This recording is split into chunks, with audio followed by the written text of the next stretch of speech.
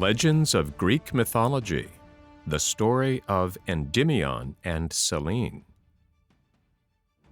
When the plains below were parched and brown and dusty with the heat of summer, on Mount Latmus all was so still and cool, so fresh and green, that one seemed to be in another world. The mountain was most beautiful of all at night, when the moon drove her chariot overhead and flooded every tree and all the grassy slopes with her pale light.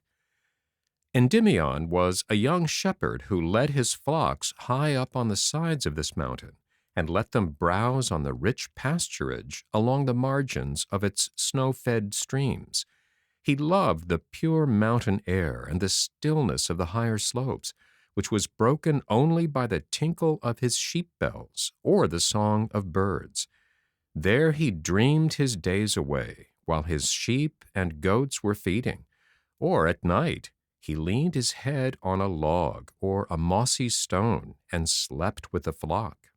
Selene, the moon goddess, loved to visit Mount Latmus. In fact, the mountain belonged in some sense to her.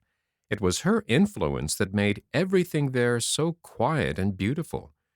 One night, when she had stolen down from her place in the sky for a walk through one of the flowery meadows of Mount Latmus, she found Endymion there, asleep.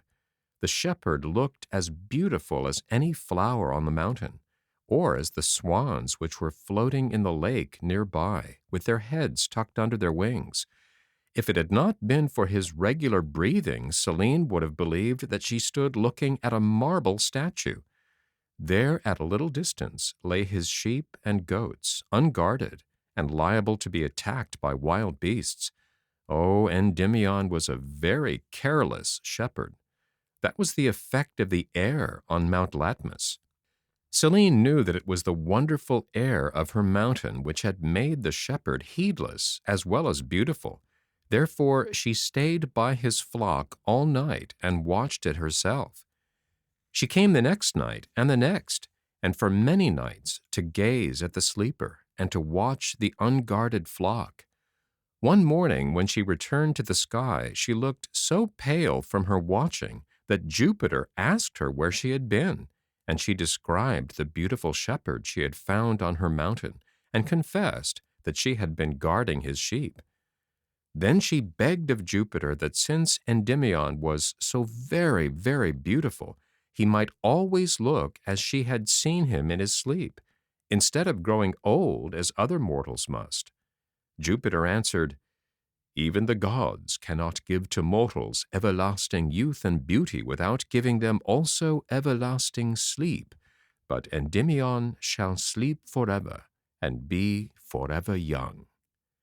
So there, in a cave on Mount Latmus, Endymion sleeps on to this day, and his wonderful beauty has not faded in the smallest degree, but is a joy still to all who can climb those lofty heights.